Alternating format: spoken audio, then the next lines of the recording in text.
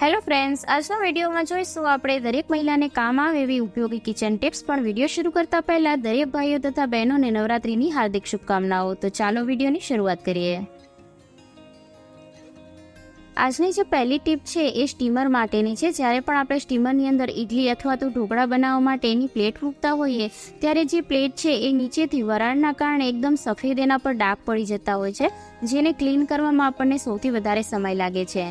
તો જે પ્લેટ છે એને આ રીતના ડાઘથી બચાવવા માટે તમે જ્યારે પણ સ્ટીમરની અંદર પાણી છે ગરમ થવા માટે મૂકો ત્યારે એની અંદર જો આ રીતના થોડી આંબલી એની અંદર ઉમેરી દેશો તો જે પ્લેટ છે એના પર ડાઘ નહીં પડે। હવે જોઈએ નેક્સ્ટ ટીપ। જ્યારે આપણે બાળકોને આ ટાઈપની બોટલ આપતા હોઈએ કે જેનું માઉથ છે એકદમ નેરો હોય, એને ક્લીન કરવામાં ખૂબ જ મુશ્કેલી થતી હોય છે, તો આજે આપણે એને એકદમ આસાનીથી ક્લીન કરવા માટેની એક ટ્રીક જોઈએ।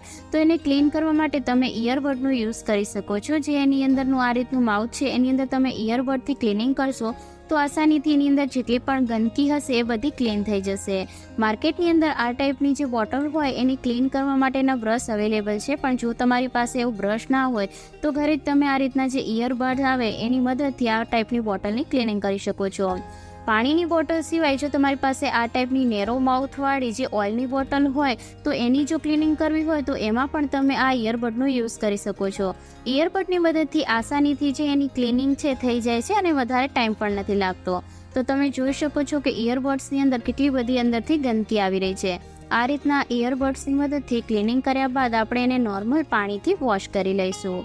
તો અહીંયા મેં પાણીથી બોટલને વોશ કરી લીધી છે અને તમે જોઈ શકો છો કે બોટલની અંદરની ગંદકી છે એકદમ સાફ થઈ ગઈ છે। નવરાત્રીમાં બધા જ લોકોનો ફાસ્ટ હોય છે, તો આજે આપણે એક સ્મૂથી બનાવીને રેડી કરીશું કે જે આપણને એનર્જી પણ આપશે અને લાંબા સમય સુધી ભૂખ પણ નહીં લાગવા દે।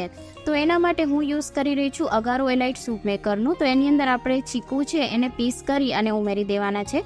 ત્યારબાદ આપણે બનાનાના પીસ કરી અને એની અંદર ઉમેરી દઈશું। ત્યારબાદ આપણે એની અંદર 1 ગ્લાસ જેટલું દૂધ ઉમેરી દઈશું। તો અહીંયા જે ઠંડુ દૂધ આવે એનો જ મેં ઉપયોગ કર્યો છે। ત્યારબાદ આપણે એની અંદર ખાંડ ઉમેરી દઈશું। તો અહીંયા તમે મીઠાશ તમારા પ્રમાણે એડજસ્ટ કરી શકો છો। આ જે સૂપ મેકર છે એ 6-in-1 મલ્ટીફંક્શનલ સૂપ મેકર છે, તો આની અંદર આપણને 6 અલગ અલગ ઓપ્શન મળી જાય છે।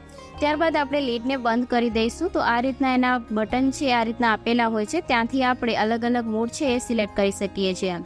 તો આપણે જે મોડ સિલેક્ટ કરીશું એના પર એક રેડ લાઇટ થશે। ત્યારબાદ આપણે સ્ટાર્ટનું બટન પ્રેસ કરીશું તો એ મોડ છે એ ઓન થઈ જાય છે। તો અહીંયા આપણે બ્લેન્ડનો ઓપ્શન છે એ સિલેક્ટ કરવાનો છે, કારણ કે બ્લેન્ડના ઓપ્શન પર હીટિંગ નથી થતું। ત્યારબાદ જે આપણે સ્ટાર્ટનું બટન છે એને પ્રેસ કરીને રાખીશું તો 2 થી 3 મિનિટમાં આપણી સ્મૂથી બની અને રેડી થઈ જાય છે। તો આની અંદર બીજી પણ તમે ઘણી ડિફરન્ટ રેસીપી બનાવીને ટ્રાય કરી શકો છો, જેમ કે જ્યુસ છે, જેમ છે, મિલ્કશેક છે, કોલ્ડ કોફી છે। તો અહીંયા 2 થી 3 મિનિટ થઈ ગઈ છે અને હવે આપણે એને ઓફ કરી દેવાનું છે। તો જ્યારે આપણે ઓફ કરી દઈશું ત્યારે જે ઉપરની રેડ લાઇટ છે એ બંધ થઈ જશે। તો હવે આપણે એને આ રીતના સર્વિંગ ગ્લાસની અંદર સર્વ કરી લઈએ। તો જ્યારે પણ આપણો ફાસ્ટ હોય ત્યારે જરૂરી છે કે આપણે ઓછા સમયની અંદર આપણું કામ થઈ જાય। તો આ જે સૂપ મેકર છે એની લિંક હું ડિસ્ક્રિપ્શન બોક્સમાં આપી દઈશ, ત્યાંથી તમે એને ચેકઆઉટ કરી શકો છો। હવે જોઈએ નેક્સ્ટ ટ્રીક। જ્યારે આપણે કોઈ પણ ઘરમાં પ્રસંગ હોય અથવા તો તહેવારમાં પણ આપણે ઘણી બેંગલ્સ એકસાથે પહેરતા હોઈએ છીએ, પરંતુ તહેવાર હોય કે પછી કોઈ પણ ફંક્શન હોય આપણા ઘરના કામ છે એ તો આપણે કરવા જ પડે છે।